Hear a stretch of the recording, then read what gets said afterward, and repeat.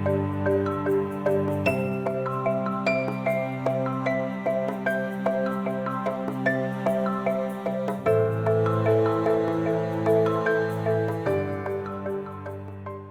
afternoon, everyone, and welcome. I'm Mariah Besharov. I'm professor of organizations and impact at Said Business School here at the University of Oxford, and I'm also the academic director of the Skoll Centre for Social Entrepreneurship. And it's really a pleasure to welcome you to today's Insights for Action seminar.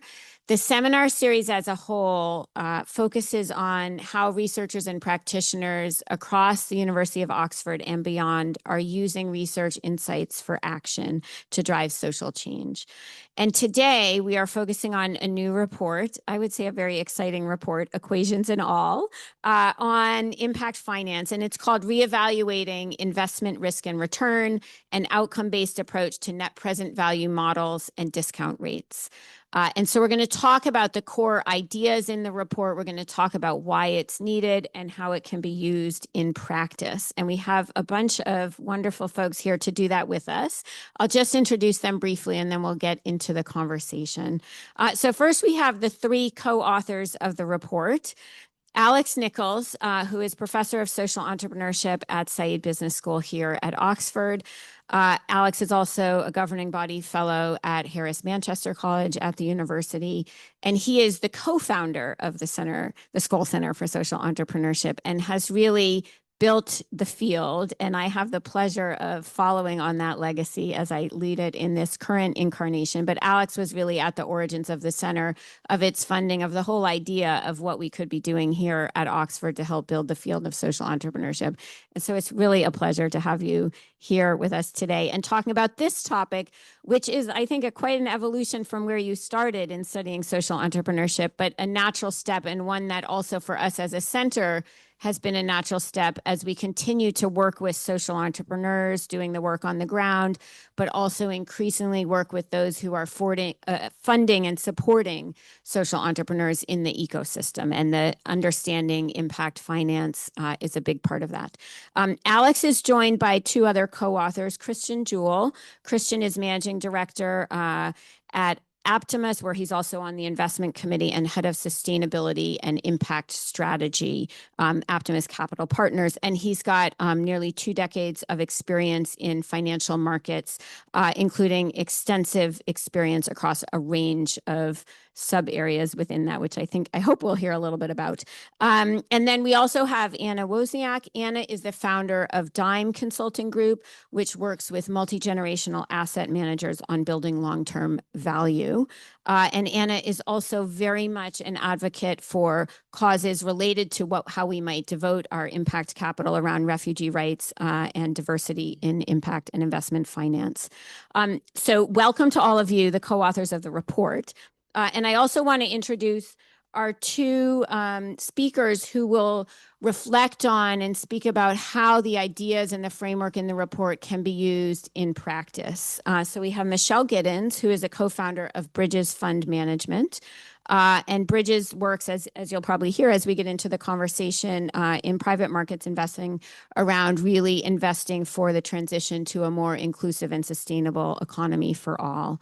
And Michele brings a wealth of experience in the impact finance space to this conversation, as does Danielle Satar, who's a social investor with several decades of experience in the industry across various organizations in the UK, but most recently as the chief executive officer of Big Issue Invest, where he served in that role until just earlier this year. Has also served at Big Society Capital and Esme Fairburn Foundation, among other places. So welcome to all of you. And let's get into the conversation. I want to start with the report. And Alex, I'll go to you first. Tell us a little bit about why you got engaged in this research, how you came to this topic, and what did you feel this was a really important piece to do now? Well, thank you. Can you hear me? Thanks, Mariah. Thanks all the Skoll people, Jessica, Mariah, and the team for helping set this up and help us get the paper out. It's much appreciated. And thank you for you here physically, surviving the rain and storms outside, and those online. Thank you for joining us. Well, this paper's taken a while to put together. pretty much a year, I think, of blood, sweat, and tears. So the fact is, this week is a coincidence, not a brilliant piece of planning. It is, after all, COP 30 week, and also the 10th anniversary of Mark Carney's report on the tragedy of the horizon, which actually, as it turns out, is part of the background to our paper, i.e. the understanding the future's mispriced in the present, which is really where we're going with what we're trying to do. So it's a kind of happy coincidence of when we're actually finally here. But thank you for those who made it happen.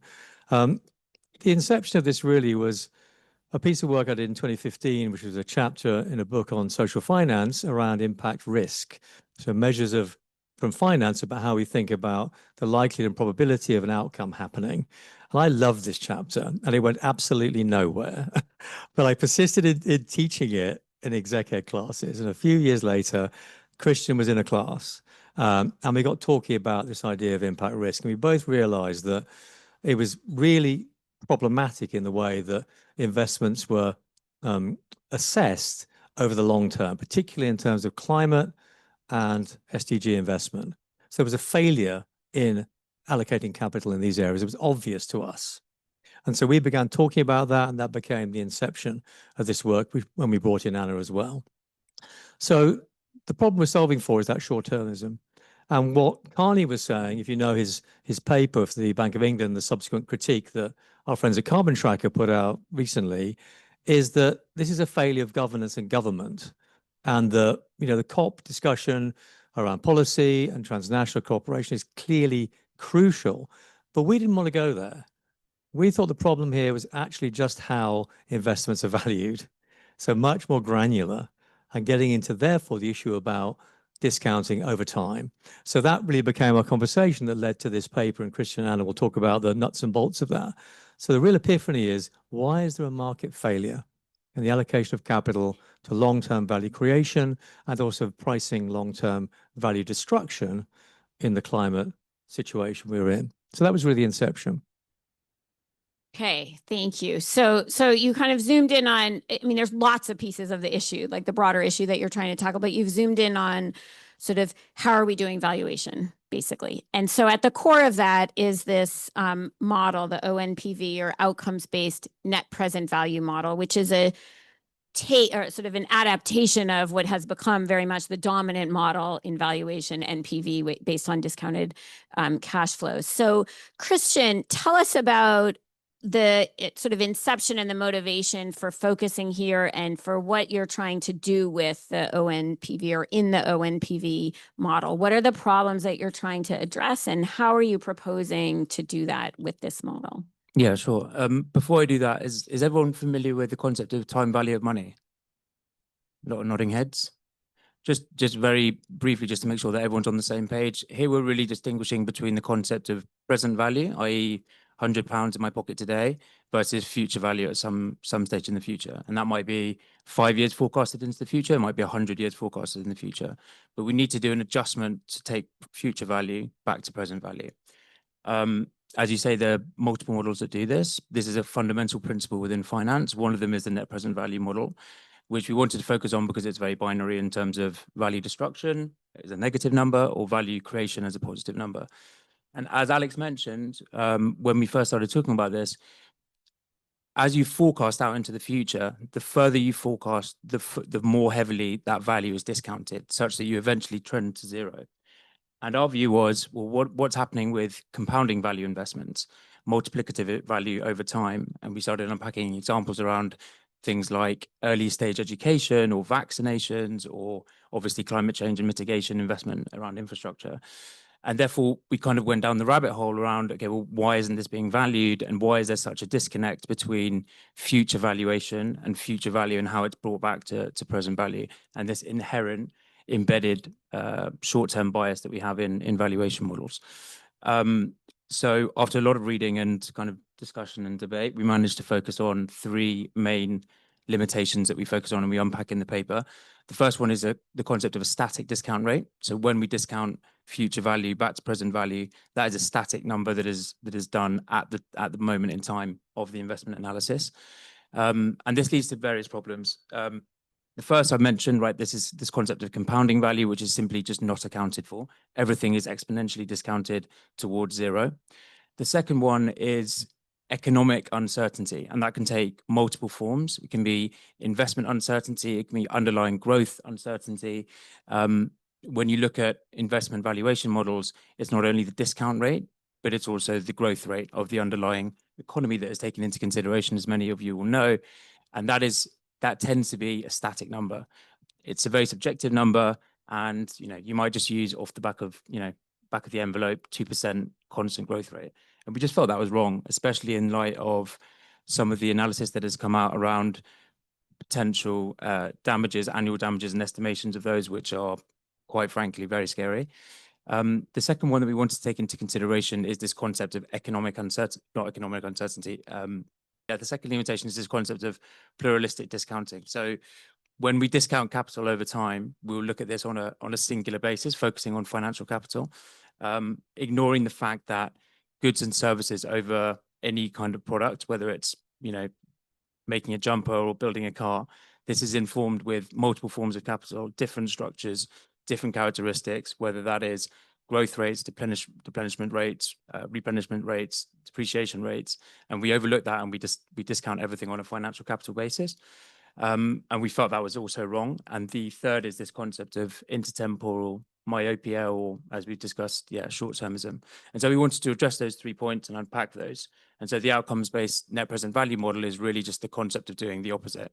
So instead of a static discount rate, we look at hyperbolic discount rating, or what we call dynamic discount rates, which change over time and address those concepts that we've mentioned.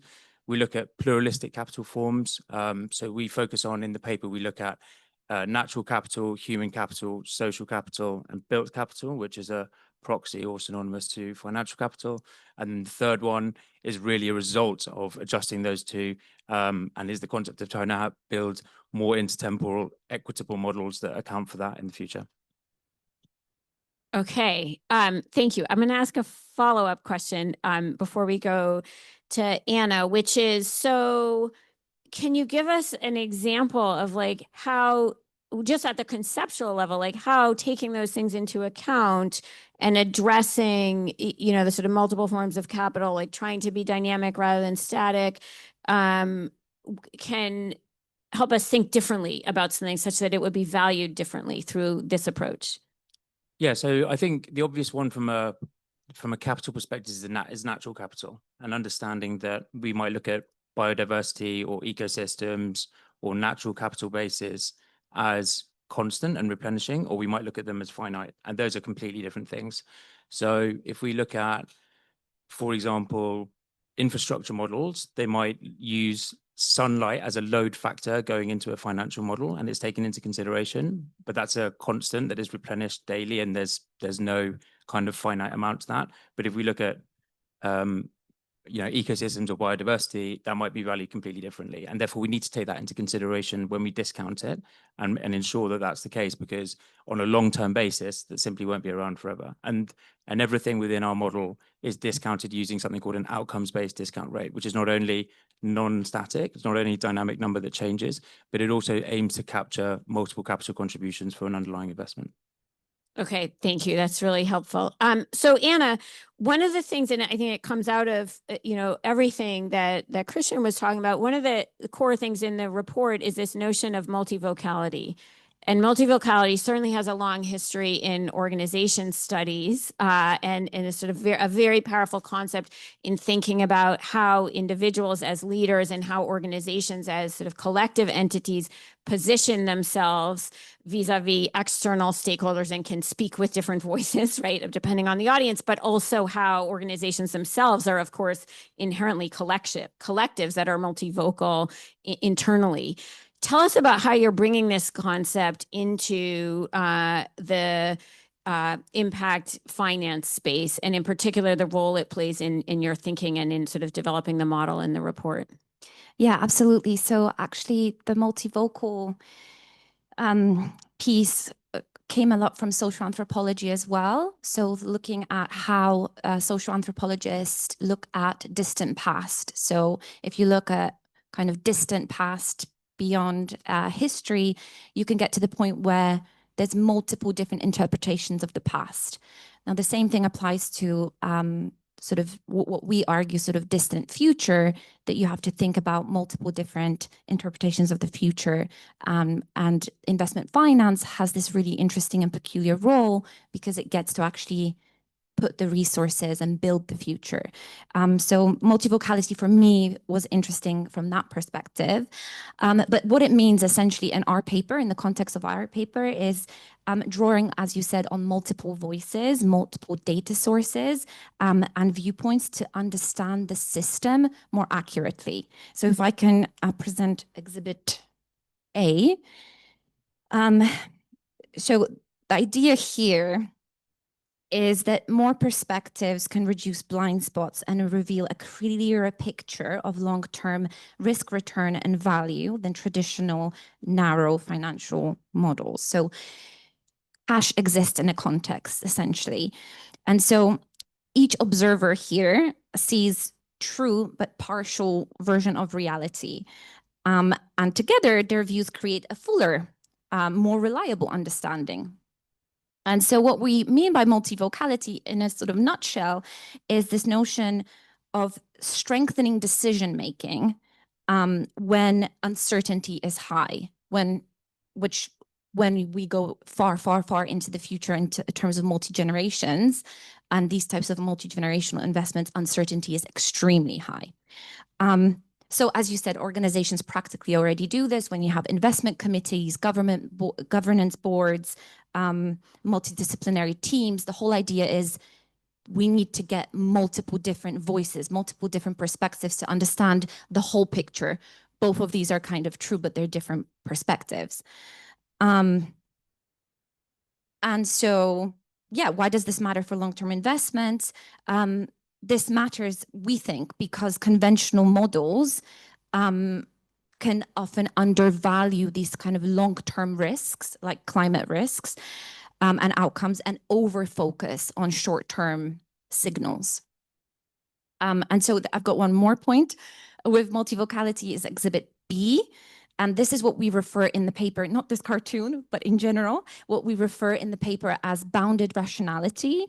So as you can see there, the rhino or the rhinoceros paints its horn in its pictures because that's all it can see. So it's an elegant demonstration of bounded rationality in terms of, in finance, we too tend to paint what lies immediately before us, the sort of short-term signals, the sort of financial proxies, the kind of familiar metrics of discounted cash flows.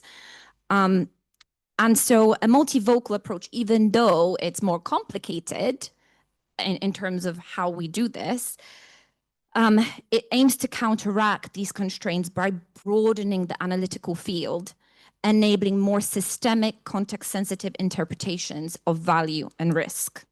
And so that's really it in a nutshell in terms of the bottom line, that over a multi-decade, a multi-generational time horizon, materiality cannot be understood through a single lens, that as uncertainty expands exponentially over time and over long-term time horizons, a multivocal approach, we argue, becomes essential for understanding what is truly material over the long term. So if we were to say over a short term, over the next like 1 or 3 years, these long-term risks are not necessarily material. But as you expand the time frame, that's when the complexity becomes really, really important to understand and to get those multivocal perspectives. That's what we argue. Okay, thank you. So I want to turn to the two of you now. And I imagine many of you may have the same kind of question. It's like, this sounds great, but NPV is like, okay, it's very clear how you do it, right? And it's certainly like people have been doing it for ages, right? Decades. So Michele and Danielle, how does this, like, how could the concept of ONPV be used in practice, right? It's more complicated, and you talk about in the report, well, some of these are, it's not going to be like a mechanical calculation all the time. Some of this is sort of in the interpretation, in the sort of conversation around. So I ask each of you to reflect a little bit on, how this approach, the model and the concept of multivocality could be used in your work or resonates with the way you are perhaps already working. Yeah, thank you. Thanks very much. I think opening comment from me is I don't get out much and I don't read many academic papers, but I do from time to time. I think in the last 35 years, this is, I would say this is the third most important academic paper that I've read. And I haven't just read three, I would say. I would say that the second was an unpublished paper at LSE, and the first was actually a collection. It was the 2007 Exeter conference on climate risk, the first time they really put risk in there. So that's how important I think this is, because as they were talking, Michele, I was kind of thinking, yeah, this stuff, it is what we do. It is why we have the businesses that we have. When I was reflecting on this paper further, it also took me right back to the start of my career. And actually, in my small bit of academia, I was doing an extended dissertation on farm and community forestry in Bangladesh. And there'd been another push of Burmese refugees across the border in the tribal reasons, just as there had been 15 years previously. And I'd seen that push as a child. And the head of the forest department showed me these telephoto lenses they'd taken of pictures across the border, and they had been clear felling the forest. So what seemed like an ethnic conflict or religious conflict, there was an absolute economic driver to that and that timber extraction. And that's what really took me down the path that I've come on around the role of the economic system in driving many of the things that we suffer from today. So that was the kind of first reason why I think it seems so important. The second is just the power, though, of net present value. So I think of it in these terms in the philanthropy world. If you're a grant making trust and somebody applies to you for money, and you say to them, you can have £100,000 in a year's time, or you can have 95 today. You take 95 today, inflation in a year, you know, it's a no-brainer. Then you go 90, I haven't been this cruel, by the way, 90,000 today, 100,000 in a year's time. You kind of go, yeah, I'll take 90. Because the work, that there's such need for the money now. £85,000. So when I do that, when I ask my fellow chief execs this question, I can see them running the budget in their head. And half of them say, yeah, I'll take 85. Half of them don't want to answer the question because they would take 85 because the problems they're dealing with are so immediate. They just need the money now. So that's why it's such a powerful thing that we're grappling with. I think the most direct connection immediately to our work that I was thinking about, Michele, in particular, was fundraising. So when you're raising a fund in the impact space, you're competing with all of these other funds that are raising money, and they are investment strategies that are not pricing in the externalities. Effectively, our whole impact business is dealing with things that other people think of as externality and pricing them in. So really fundamentally cracking this is something that will help with the flow of capital potentially to the impact space. So those are my immediate thoughts. Great, thank you, Daniel, and good afternoon, everyone. Really a pleasure to be here. And I would second Daniel's comments. I think you've read a few more academic papers than I have in recent years, to be honest. But the question that this paper asks is the question, I mean, one of the questions of our generation, I think. If you look at the numbers in there, 38 trillion per year of damage expected by 2050 from climate change. And yet it is a reality that most of the money, is that the right figure? That most of the money that is being invested now is not really pricing that issue in at all. So that resonates hugely as a question. I think multivocality resonates enormously to me personally. The way that, so I run an impact investor whose whole job is to go out looking for investments in private equity, in property, in what's called outcomes partnerships, where we believe we can make positive returns for investors while also making a positive impact. So I'm not just dealing with risk, I'm looking for my pounds that I raise and invest to have positive impact as well as positive financial returns. And I can tell you that in 2000, when we came up with this idea, and 2002, when we founded Bridges, I was met with really a brick wall of skepticism. Why was that? Well, because the whole financial system is based on, I mean, I would root it back to Adam Smith's Wealth of Nations, which says an economy is a group of rational, selfish actors who will make rational decisions in their self-interest. And that's really how the whole financial sector has been set up, in my opinion. You're working in the financial sector, you are asked to allocate capital to investments where you or the owners of the capital that you have a fiduciary responsibility towards are simply looking at you to put that money where it's going to multiply itself in the least risky scenario and with the quickest return. And that's the job. And until the beginning of the century, that really was the job in the finance sector. So if you have other values or other concerns as an employee of the finance sector, like that your children may live on a planet where there's whole swathes of it that are too hot for people to live in, and where people are running immigration is all the climate risks, just taking climate alone, you have to check that at the door when you come into a financial institution, because that is not part of the allocation decision when you're making an investment. So the whole of everything that Daniel and I have been trying to do since then is answering that vocality question, really, and saying, in order for us all to have the outcome that we want and need, which is a more inclusive future and one in which we have a planet that is viable for us, for our children to live in, we have to include those externalities that Daniel talked about. And that's just absolutely fundamental. And it doesn't, and it really doesn't happen. Our model is that it's up to government to force the business and financial sector to price in those externalities. And if government doesn't do it, it's not the finance sector's responsibilities, to make things very simple. Now, things have changed a lot in the first 20 years of this century, and a lot more people in the finance sector do see it as part of their responsibility to consider the environmental and social risks of investments that they make. But I would still say that in general, they have to do that.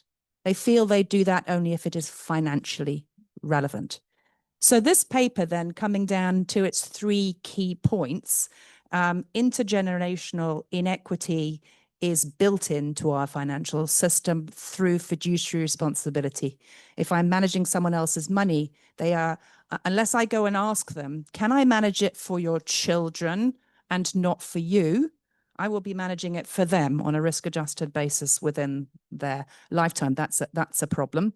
And unless I go and ask them whether they care about the environmental and social impact, then a lot of people feel their fiduciary responsibility is not, they're not even allowed to take that into account. Now, that is all changing, and it must change, but it's not changing fast enough. So this paper, I think, by thinking about intergenerational equity and making sure that we're clear, especially addressing owners of capital who will own that capital over generations, is a great place to start, because they should be caring about the impact of that capital over a longer term.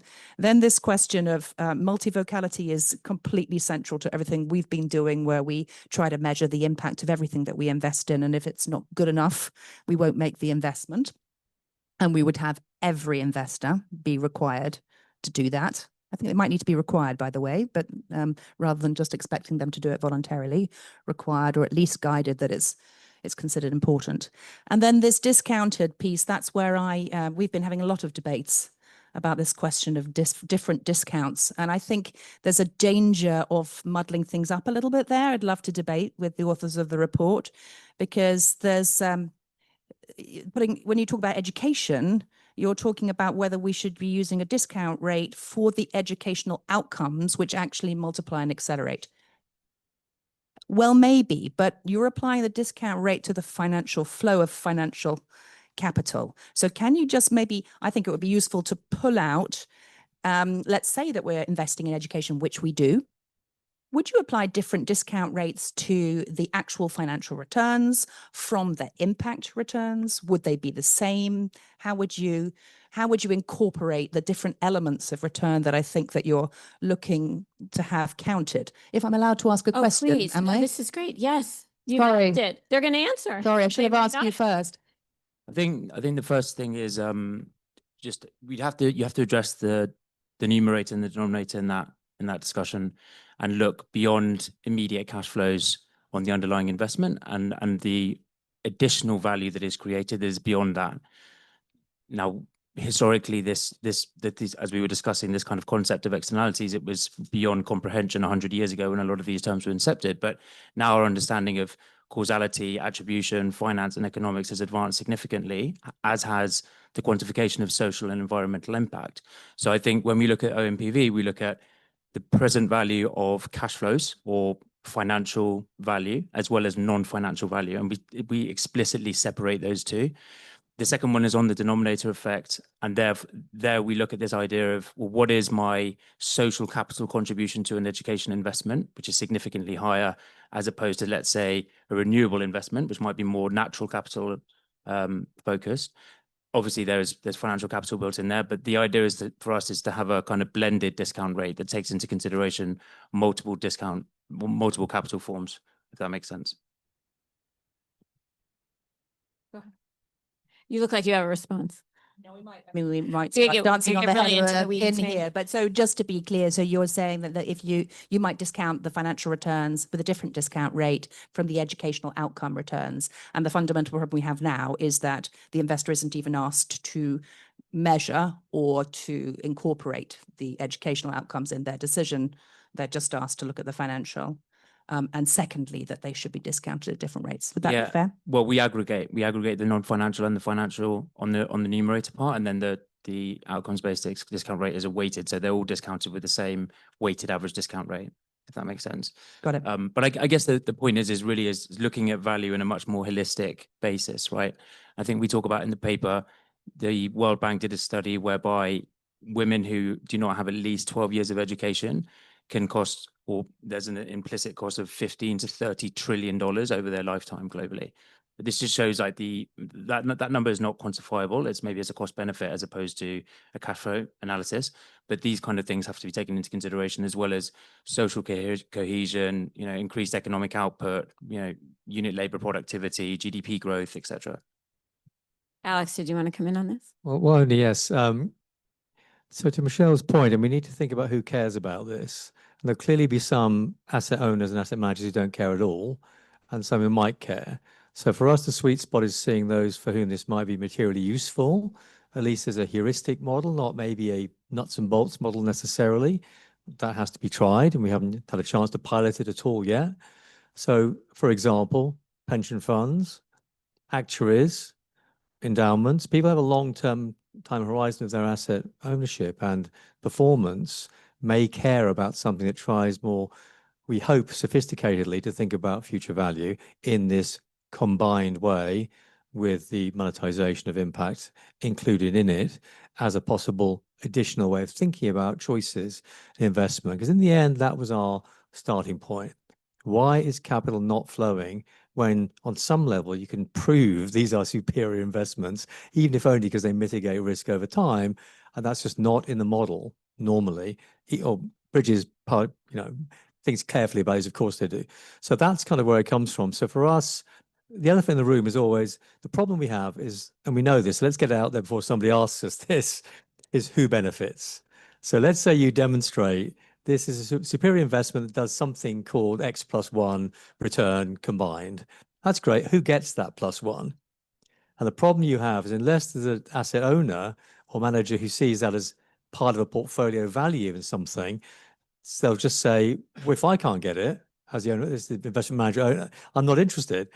So this is a problem. So how do you get around that? Well, you have to find people who see it as more than that simple choice.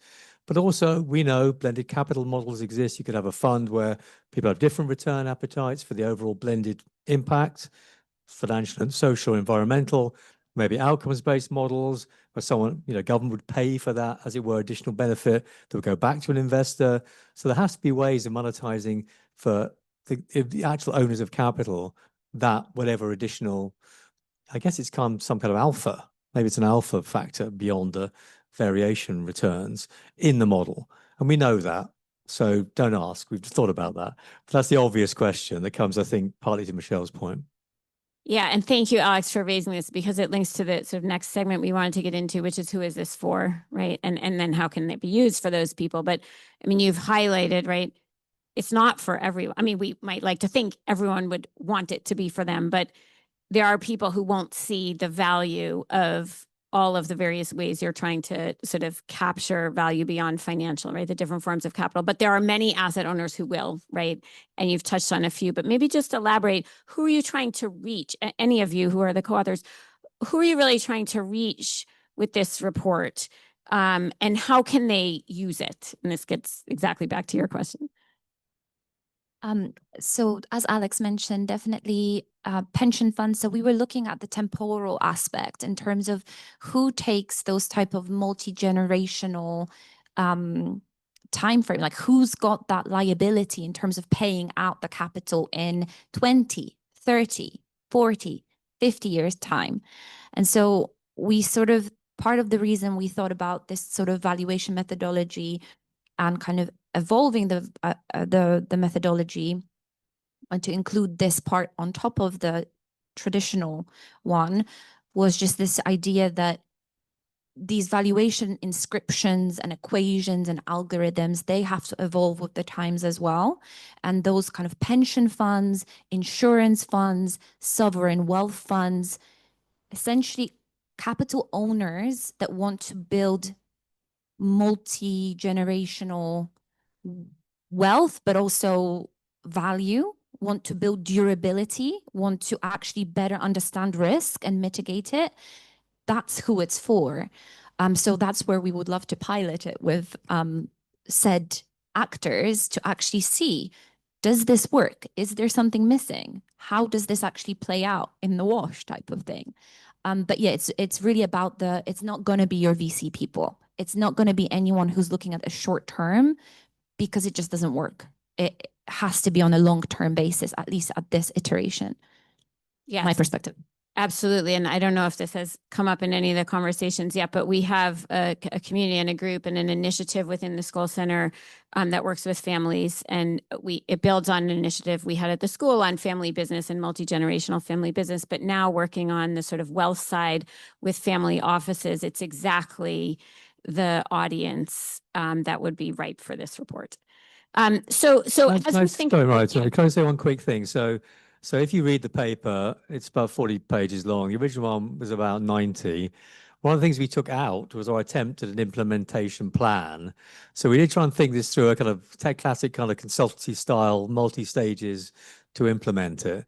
So that's still kind of there on the cutting room floor because we knew that was important, but we also realized that we're going to struggle to get people to read 40 pages, let alone 80 pages. So we cut it down, but that we did think about that as a big issue for the reality check of this.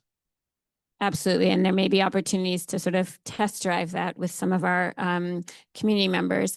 I want to ask one last question to the two of you before we open it up to questions from those of you in the room and those of you joining online, which is as you reflect on sort of taking this into practice, what are some of the obstacles or challenges that you see from where you sit, and how would you see those being overcome, or how could they be overcome? For 20 years, we've been, I think, working on particularly the obstacle of the externalities not being counted, which is a very core part of that. And we've done that because we think in generational terms, it's completely unfair to future generations that they are not. What are the obstacles that we face? Short-term holds. So even if you're someone who cares, and feels they have a right to care, you may not be the person owning this asset in more than 5 years. So I think short-term horizons in investment are a very major issue. Fiduciary responsibility is a major challenge because a lot of money managers manage other people's money, and the only thing they know about that money is that they should maximize its risk-adjusted return.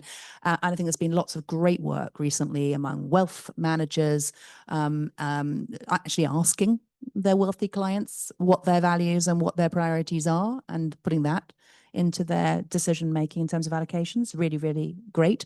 And there's also government work working on fiduciary responsibility right now in the pensions reform. We're trying very hard to get further clarification that it is allowable to include external factors in making decisions on behalf of pensioners, and that if they are financially relevant, it is imperative to include those externalities. So those are a couple of real obstacles. And then I think normal practice, it's just an obstacle because we've been doing these net present values and these IRR calculations for forever. Inertia will be enormous.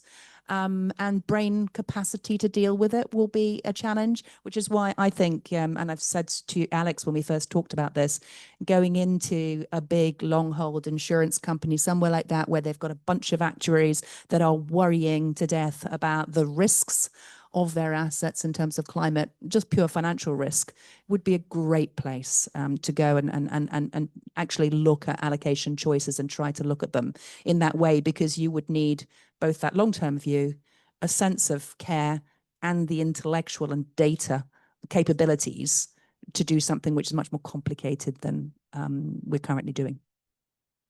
Okay, thank you, Daniel. Yeah, thank you. Do you remember did the community-owned coal mine ever come across your desk?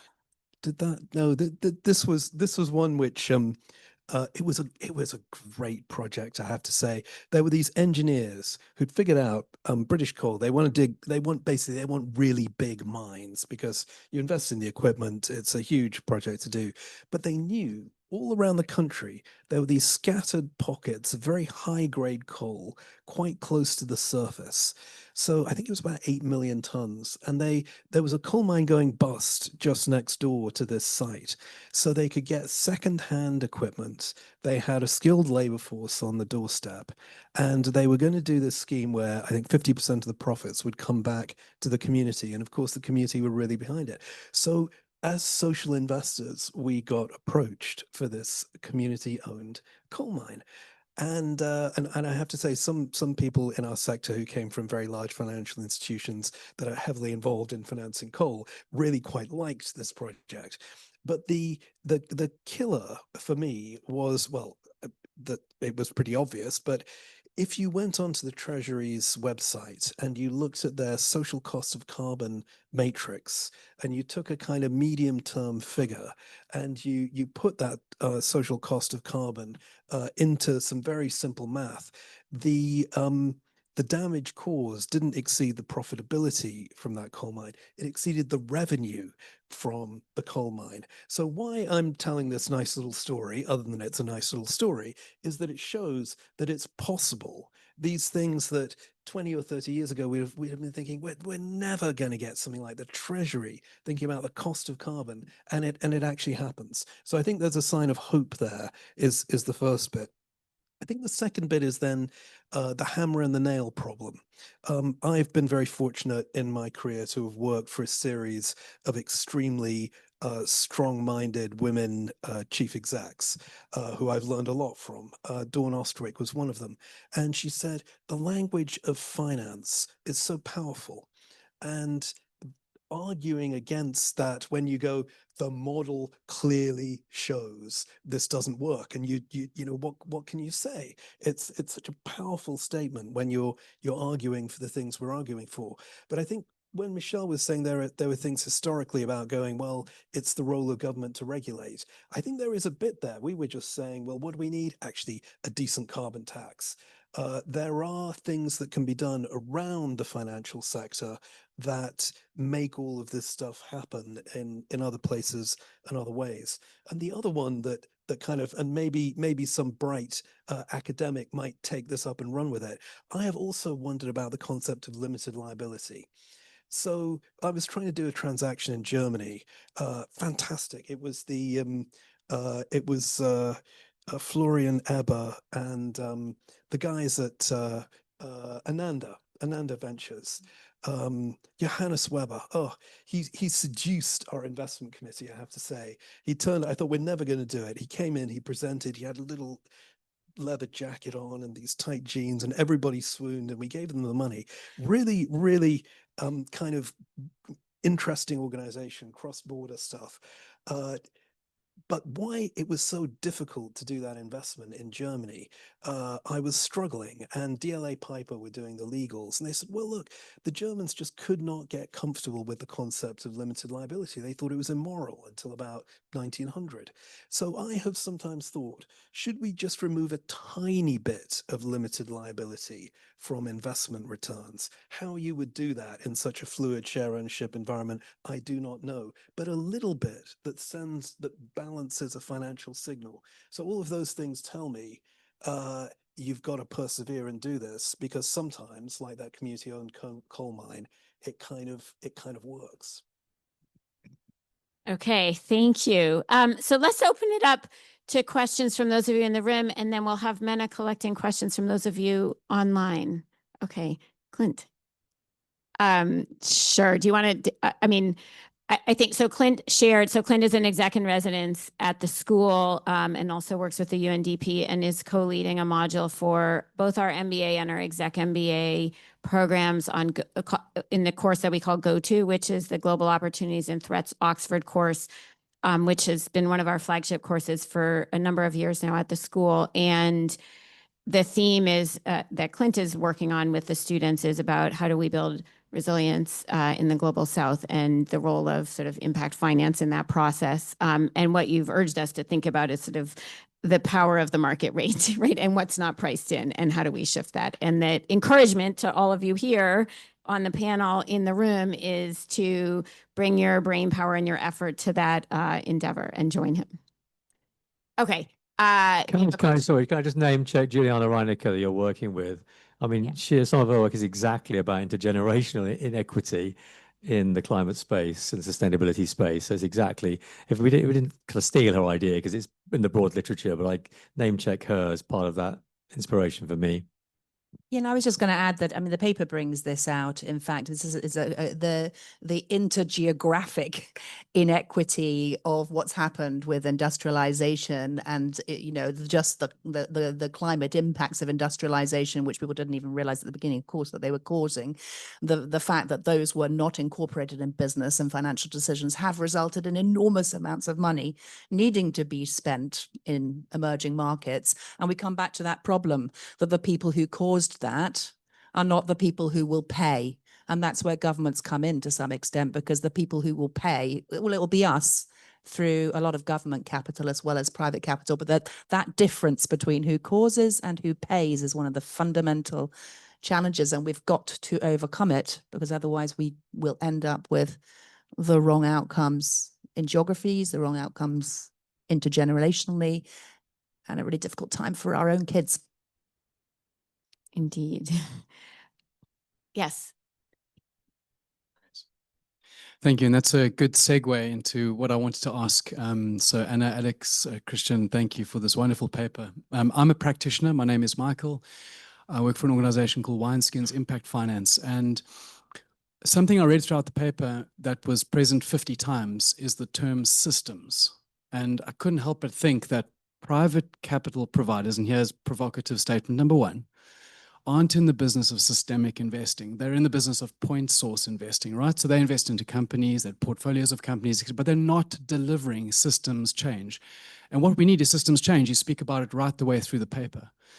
And I couldn't help but think with the framing of systems, I think, and this is not, commonly believed necessarily, I know Alex feels strongly about this, I think governments should be in the business of systems change. And so I was quite interested to hear, Anna, your response to who cares, who would be investing like this, who might be using this.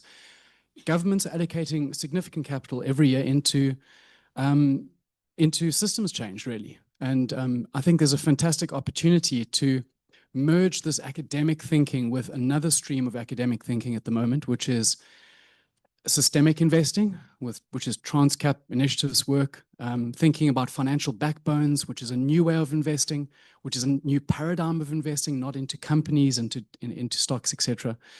And thinking about the role and the function of capital orchestration. I think this outcomes-based NPV model works perfectly when you think about systems change and systemic investing. So if that can be a first-order way of doing this, that would be useful. And I just wanted to hear your reflections on government being the folks that might use this and that might use this on Monday. Thank you so much for that question. So you're spot on in terms of the systemic thinking. Partly what we were thinking, even the name outcomes NPV or outcomes risk is really thinking about the future. So, and the outcomes that we want that future to have. And so I think government does that, right? Because they have to think about that and they do that in silos and so on. But I do think a big sort of tragedy of our time currently is this sort of lack of thinking systemically, lack of kind of mirroring what's happening in nature, in ecology, kind of planetary boundaries, thinking about like the science and the cycles and the systems that exist because of short-termism, because we're just, let's get the return right, now. So I think we were thinking about in terms of, instead of guessing, sort of playing a prediction game in terms of what's going to be valuable and, is AI going to be valuable? Like instead of predicting things, trying to turn investment finance into prosperity building, wealth building, kind of grand challenge solving machine and making that mainstream. But right now it's not. So I would definitely agree with you that we need that systemic lens. And that's why the whole multivocality piece really stemmed from this idea of we need to listen to the voices that are most marginalized a lot of the time, parts of the system that have been ignored for far too long and that are sort of not priced by the market, but they do have a price. It's just someone else pays for it.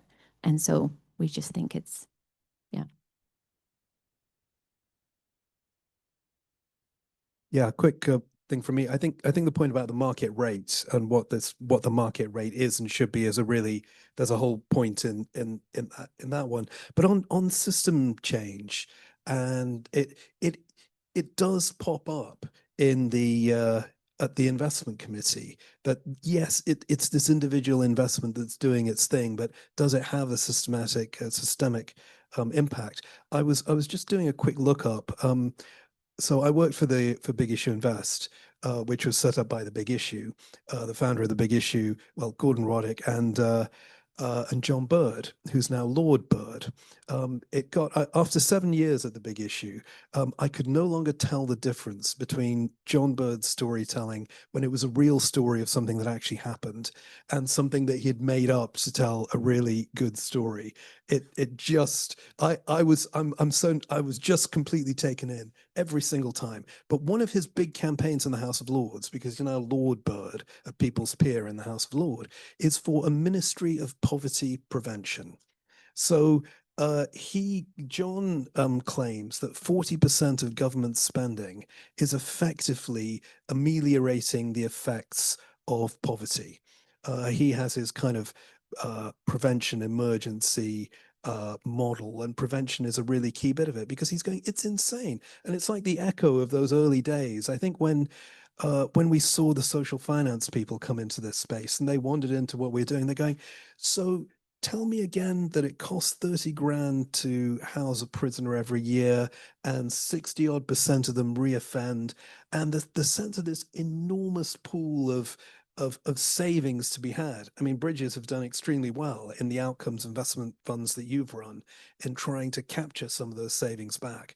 But I think these systemic change points are hard to capture unless you design the specific investment tool like an outcomes approach to do. Yeah, I'm really glad you raised that, because I thought the same thing, actually. When I read the paper, I thought, who would I take this to? Straight away, I would take it to the big insurance companies full of actuaries, because they've got the brains that can really, and they've got so many investment examples and they've got a long-term time horizon. I also did think about government, because ultimately, if the investors don't show that they do care, then, governments do need to make them care, I think. And that could be through a climate tax. It could be through insisting that investments are all counted. in this way or something similarly. But in terms of the systems change that we've seen that Daniel's talking about, it's very, very encouraging to see that if you just change the way that government decides on how to contract to help people who are suffering, they're on the fringes of society because they have multiple needs, multiple challenges, which is what a lot of poverty in this country looks like, is individuals and families with multiple challenges, not just one. And if you change it for government from paying for services to paying for impact outcomes, it transforms efficiency and effectiveness. And that's complete systems change that says, if our system as government is here to deliver services to help this person who is poor for multiple reasons, the government ends up doing endless things to that person, none of which are the combination of things that that person individually needs, none of which build on that person's strengths. If instead government pays others to look at that person and figure out what that person needs for their life to be changed, everything else changes entirely. And we've seen in that work with 80 outcomes partnerships so far, you can be saving 40 to 60% of the cost by more effectiveness because the person's life actually changes, and therefore you're not doing services to that person endlessly over years and years. So I just think that's a great example of your point, that if you can hit on a systems change like that, then the effect of the way that money flows and how it and the impacts that it has can be enormously different. So the question is, can we test whether using this approach could help to generate and inform the systems change that I think we all agree has to happen in the way that capital is allocated to investment decisions now? Can it be part of that systems change? Matt, quickly, I think Alex mentioned is the key question here a lot of the time is who benefits from this? And there's a short altruistic answer is that society benefits because we redefine what value actually means. And there's a more complicated, realistic answer, which is more multifaceted and more challenging, which is for us in the longer form version of the paper was this blended capital. And how can government de-risk investment to crowd in private capital? And that's because value will go beyond the initial cash flows and have outcomes targets, like you say. And then I think we go back to your point around systems change. And we wrote a long piece on this, but yeah, the 90-page document, no one would be here effectively. So, we went for a shorter version, but happy to talk offline with anyone about that. And I think that's what we need to do. And I'm pretty sure Borders to Coast, as a UK example, have been pretty good at crowding in private capital in this space to invest domestically around infrastructure and clean energy and climate change mitigation and adaptation. Okay, I'll just share one last reflection on the systems bit. And your question is sort of right on target for the conversations that Jessica and I have had today. Jessica, who leads all of our research and insights work at the center, which is very much in this space of how can we be encouraging and making more links across the deep work that you all have done here with ONPV, the systemic investing work that TransCap is doing, the work that we're doing with multi-generational family wealth holders. And then, of course, there's the measurement piece, which obviously speaks to your work. We've got a fellow, Karim Harji, who many of you will know, who's deep into that. And so I will just say in closing, we're really excited to be hopefully playing a role in convening and facilitating these conversations and making some of those links across. So we're at time. I want to thank all of you so much for joining us in the room and online, but a particular thank you to all of our panelists, Alex, Anna, Christian, Michele, and Daniel. Thank you so much for joining us. Thank you for the report. And those of you who are here in person, please stay and join us for a reception here in the Nest. And those of you joining online, thank you again so much for joining, and have a good evening. Mariah, sorry, can I interrupt you before we stop? Anybody who's watching or in the room who wants to give us any comments, you can find me easily. I think my email may be on the paper, but if not, just Alex Nicholls of SBS Oxford. Please give us feedback, horrible, kind, confused. The benefit of this kind of group and online as well, our friends out there, is to tell us how can we make it better, and would they love to partner with us in a major pilot. So please, can I sell that? Sorry to interrupt you, Mariah.